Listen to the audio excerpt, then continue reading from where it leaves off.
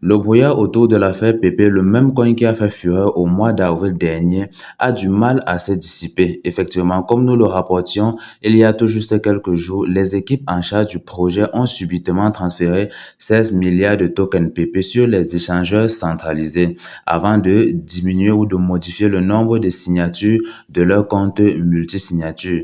Hier, après 2 semaines d'inactivité, la personne derrière le compte X, anciennement connu sur le thème Twitter du PP Coin, s'est manifesté affirmant que le mouvement de fonds suspect était bel et bien le fait d'anciens participants au projet mal intentionnés et que ce dernier était désormais entre les mains de l'équipe.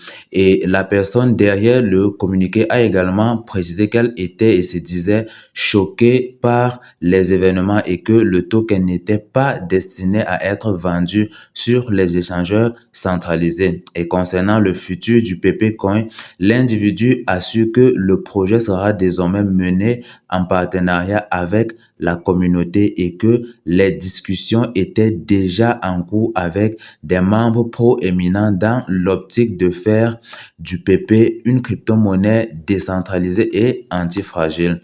Jérémy Kahem, sous le pseudonyme X-Poly, a dévoilé l'identité de certaines personnes du projet sur l'application ou encore leur implication dans certains projets passés ainsi que leurs adresses de portefeuille on-chain sur la plateforme de réseau social X. En parallèle, dans un post X du 26 août, l'analyse on-chain Yazam a révélé que certains d'entre eux avaient déjà commencé à vendre les tokens PP transférés il y a quelques jours, notamment depuis l'adresse affichée en description.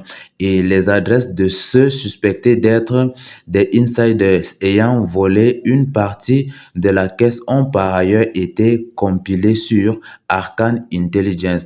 En définitive, ce que vous devez savoir, c'est que l'affaire PP semble s'obscurcir de jour en jour et il semble compliqué de démêler le vrai du faux. Pour l'heure, Yazan a appelé les échanges centralisés ayant reçu une partie des fonds Binance, OKX, Bybit et KuCoin à prendre des mesures, ajoutant qu'il aurait bientôt des rapports de police sur ces actions. Ce sera tout pour l'actu crypto du jour alors.